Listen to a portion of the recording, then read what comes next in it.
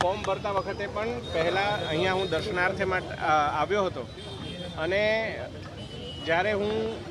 Medical કોલેજમાં ભણતો ત્યારથી આ મારા માટે એક આસ્થાનું કેન્દ્ર રહ્યું છે અને આજે મેં આપને ઘણા મને પ્રશ્ન પૂછ્યા વડોદરાને લઈને આગળ શું કરવાનું છે, ટૂંક સમયમાં શું કરવાનું છે, એ તમામ બાબતોએ આપે મને ઘણા પ્રશ્ન પૂછ્યા, પરંતુ મેં એવું કહ્યું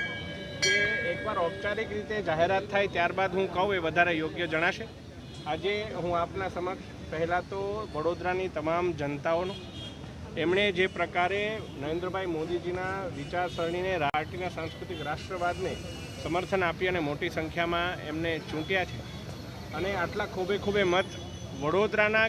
ઉમેદવાર તરીકે મને પણ આપ્યા છે, તો હું બે હાથ જોડી અને નતમસ્તક વડોદરાની જનતાને ખૂબ આભાર માનું છું, એમનો ધન્યવાદ કરું છું. અને સાથે જે પ્રકારે અમારા પ્રદેશમાંથી જે અમને સૂચના આપવામાં આવી હતી કે કોઈપણ પ્રકારની આપણે ઉજવણી ના કરી અને રાજકોટની જે કરુણાંતિકા છે એમને આપણી સંવેદનાઓ આપણે પ્રદાન કરીએ, તો તમામ અમારા કાર્યકર્તાઓ સાથે ચર્ચા કરી અને આજે હું અહીંયા એક નિર્ણય જાહેર કરું છું કે વડોદરાની જનતાએ 5,82,126 સમગ્ર ગુજરાતમાં ત્રીજા નંબરે વડોદરાને સ્થાન આપ્યું છે અને આટલી મોટી જંગી બહુમતીથી ભારતીય જનતા પાર્ટીના ઉમેદવાર એટલે કે મને જીતાડ્યો છે. ત્યારે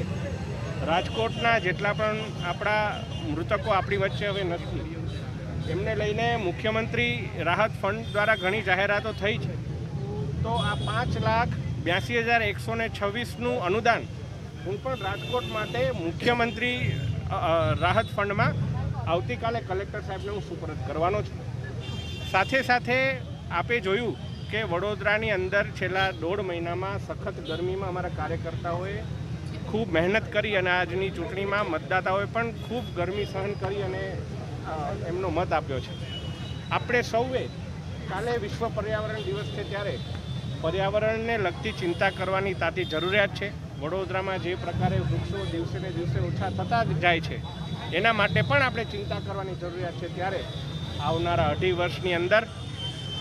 5,82,126 વૃક્ષો પણ વાવવાનો હું એક પ્રયત્ન કરું, એ બાબતનો પણ હું અહીંયા મંદિરથી સંકલ્પ લઉં છું અને એના માટે તમામ જે સરકારી સંસ્થાઓ NGO અને એમને પણ હું આહ્વાન કરું છું કે આપ મારા આ સંકલ્પ સાથે જોડાઓ અને આપણે સાથે મળી અને આ વડોદરાને ફરી હરિયાળું બનાવવાનો પ્રયત્ન કરીએ. આ બે સંકલ્પો મારે આપના માધ્યમથી વડોદરાની જનતાને અર્પણ કરવાના છે અને આપે પણ મીડિયાએ પણ આટલા ધોમધકતા તાપમાં જે પ્રકારે લોકશાહીના પર્વને ઉજવવા માટે સતત રિપોર્ટિંગ કર્યું એ બદલ આપને પણ હું ખૂબ અભિવાદન અને શુભેચ્છાઓ પાઠવું. જય સિયારામ. Thank you.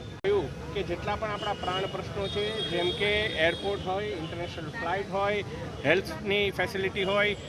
છેવાડાના ગામોમાં શિક્ષણનું સ્તર ઊંચું લાવવાનું હોય, છેવાડાના ગામોમાં પ્રાઇમરી હેલ્થ સેન્ટરમાં સુવિધાઓ ઊભી કરવાની હોય કે કોઈ પણ રિંગ રોડને લગતા તમામ કાર્યો હોય, એ તમામ કાર્યો અમારા વડીલ ધારાસભ્યશ્રીઓ, સંગઠનની ટીમ, કોર્પોરેશન, જિલ્લા તાલુકા પંચાયત, નગરપાલિકાના તમામ લોકો સાથે મળી અને ખૂબ સુપેરે પાર પડે. ધન્યવાદ. તો